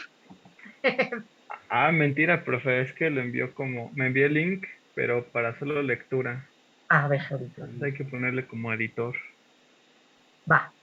Profesora, ¿debemos colocar nuestro nombre o algo así o solamente escribimos? No, solo escríbanme. La intención es que nos quede allí un ejercicio. Ok.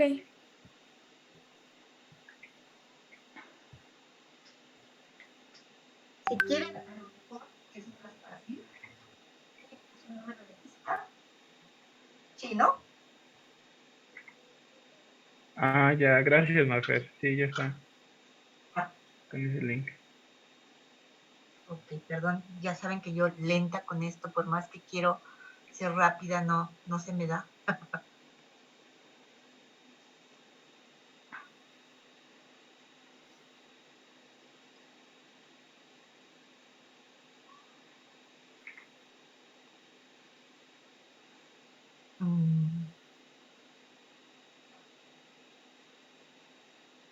Ok.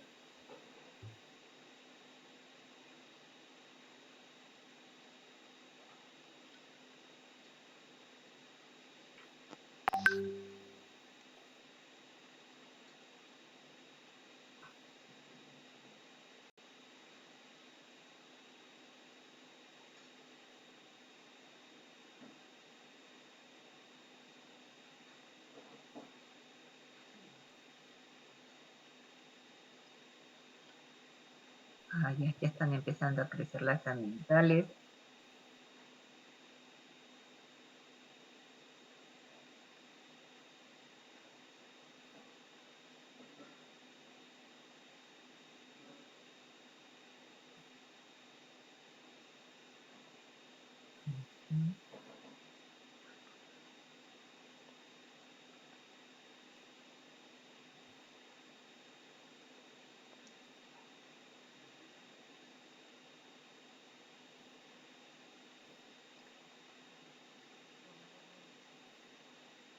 Vamos a los económicos.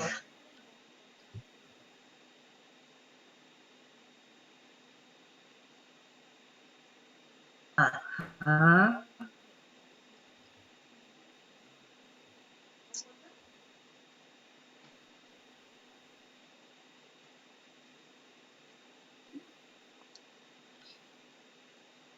Nos quedan un par de minutitos.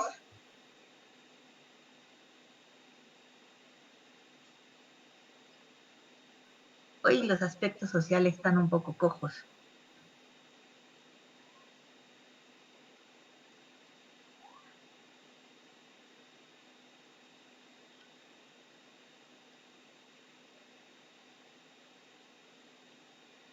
Desigualdad social persistente y más marcada. ¿Quién está escribiendo eso? ¿Quién escribió eso? Porque Yo, profe. ¿Quién es prof? ¿Quién es yo? Leslie. Leslie, gracias Leslie. Es que te vi en las anteriores, digo, está muy activa Leslie. Muy bien.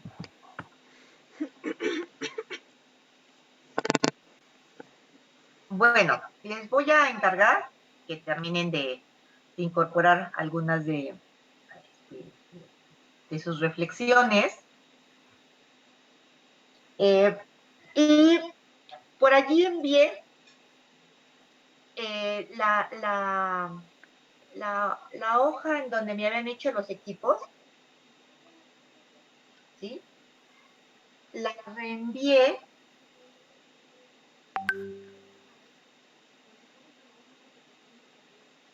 Voy a dejar de compartir la pantalla un poco.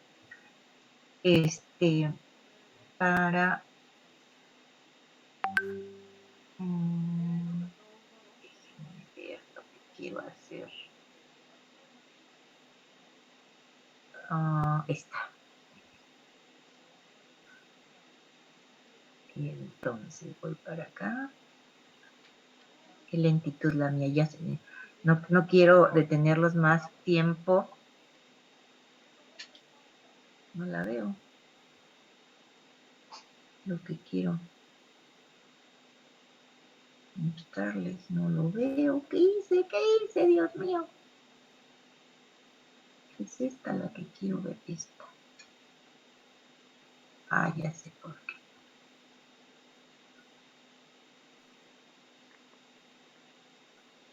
A ver, compartir. Pues no la veo. No sé cómo, no sé qué estoy haciendo que no logro verla. Quiero mostrarles la página de la hojita que nos hizo favor de hacer Miriam, en donde está la lista de los equipos, y es que se la reenvié, según yo, a Jennifer, a Fernanda, a Carlos y a Emanuel, creo, con una liga nueva. No sé si la recibieron o no. Sí, es de una lectura, ¿no? Es una lectura.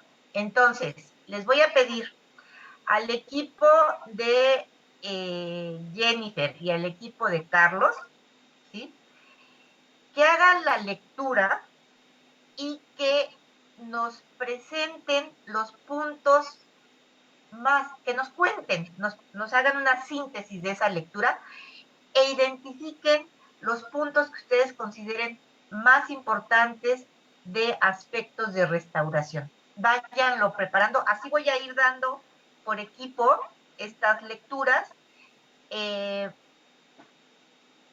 para que la vayan preparando para su síntesis, ¿de acuerdo? De cualquier manera voy a enviar las ligas a los demás del equipo para que los tengan a mano y lo pueda, o se las subo al site, espero poder hacerlo, para que la tengan a mano si le quieren ir dando una revisada. Vamos, la intención es irles grabando pues la información poco a poco, pero que entre todos nos ayudemos a digerirla. ¿Sí? Entonces les pido por favor al equipo de Jennifer, al equipo de Carlos, que vayan leyendo y que vayan haciendo una presentación para sus lecturas. ¿De acuerdo? Okay. ¿Es para la próxima semana? Sí. Váyanlo preparando. No sé si nos dé tiempo la próxima semana, pero sí, váyanlo preparando para tenerlo. ¿De Ok, acuerdo? de acuerdo. De acuerdo. Chicos.